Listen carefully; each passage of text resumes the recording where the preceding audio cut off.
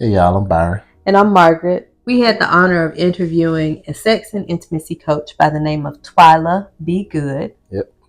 And through the course of that interview, we found 3 important things that we wanted to share with you all. So, number 1, the bedroom is a sacred place for couples. Yep. What does that mean? That means that the bedroom is for intimacy. If children are allowed to be in the bedroom, it should be minimal.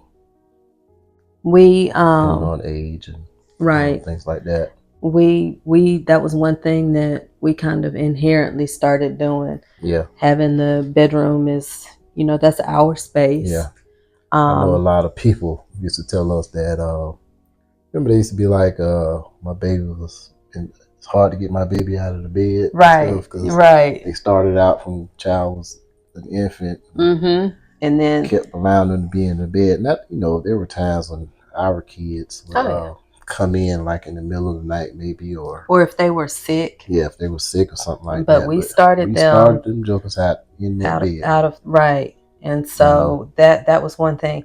And another thing, and I know this might be controversial for people, but we don't even have pictures of our kids in our bedroom. Right. Right. We have. We don't even have pictures in there, do we? We don't. No, we don't have pictures. We have the paintings that we did. Paintings, and we have not posters, but pictures. Like pictures and sayings and things like that. But we don't have pictures in there.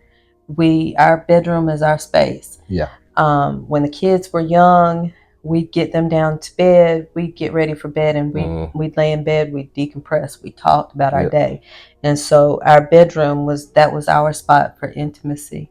Yep.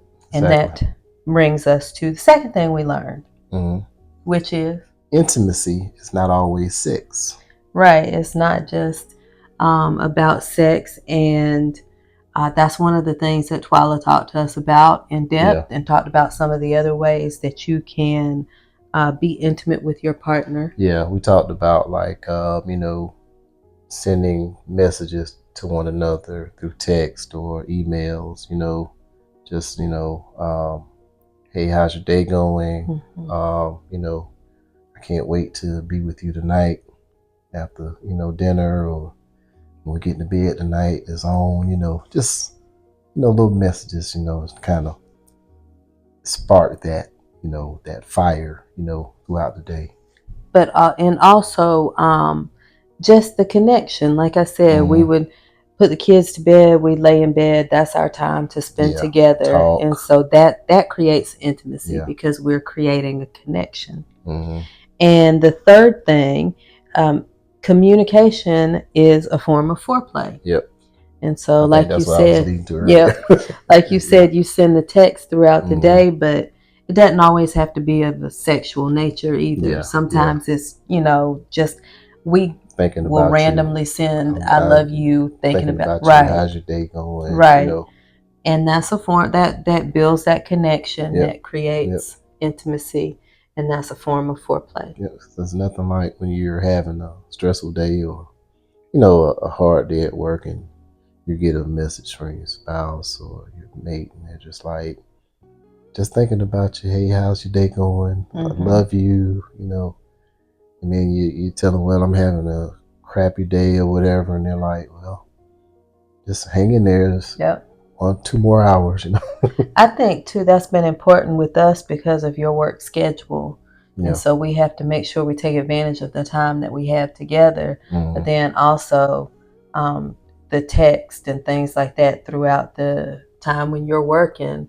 That's our connection. So and then one of the bonus things that we learned from her is she has different toys and things of that nature. She is a sex and intimacy coach. Unfortunately, she is located in Texas. And so we would love to take a visit and be able to see her red room, but she stresses that couples need to reach out to professionals or seek classes and things of that nature to get advice if there is an issue with intimacy.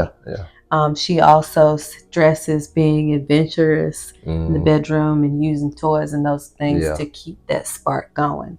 So we'll make sure to leave all of her information as well as a link to that full podcast. She does do coaching by Zoom. She does. She does that. I want to go to the red room now.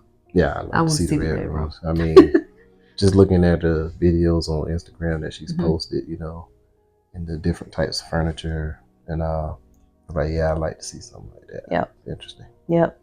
All right. That's it. Till next time, we will holler at y'all.